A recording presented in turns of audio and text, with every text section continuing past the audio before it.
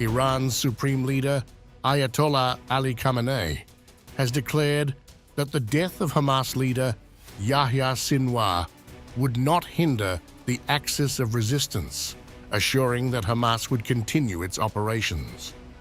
While Khamenei acknowledged Sinwar's passing as a painful loss, he emphasized that Hamas remains resilient and committed to its cause. His loss is undoubtedly painful for the axis of resistance, but this front did not cease advancing with the martyrdom of prominent figures. Hamas is alive and will remain alive.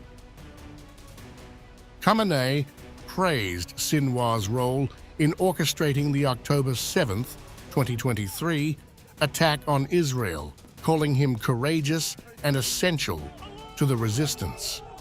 He credited Sinwar with dealing an irreparable blow to Israel.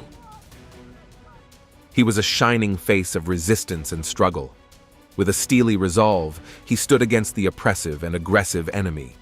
With wisdom and courage, he dealt them the irreparable blow of October 7th that has been recorded in the history of this region. Then, with honor and pride, he ascended to the heavens of the martyrs. Khamenei reiterated Iran's unwavering support for groups like Hamas, pledging continued assistance as they confront their adversaries. His remarks come at a time when Iran seeks to solidify its regional alliances amidst increasing Israeli military operations.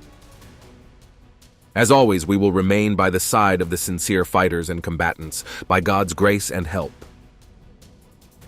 Meanwhile, the Israeli army reported that a drone launched from Lebanon targeted the residence of Prime Minister Benjamin Netanyahu in Caesarea. Fortunately, Netanyahu and his family were not home at the time, and no casualties were reported. The drone attack followed shortly after Israel confirmed the death of Sinwar, which concluded a year-long manhunt.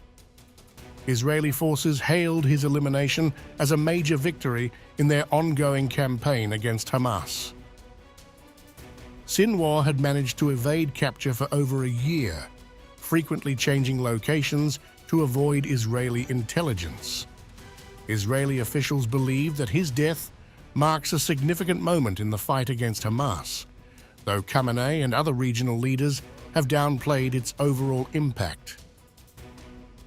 In response to Sinwar's killing, Hamas appointed Khaled Mashal as its acting leader, according to Lebanese media. Mashal, a veteran figure within the organization, now faces the challenge of managing resistance efforts while negotiating for the release of Israeli hostages held by Hamas. Hezbollah quickly reacted to the drone strike on Netanyahu's residence, announcing a new phase in its confrontation with Israel. The group claimed responsibility for the attack, explaining that 3 drones were deployed, with 2 acting as decoys to allow the third to strike Netanyahu's home. Israeli authorities acknowledged the incident and described it as a significant escalation.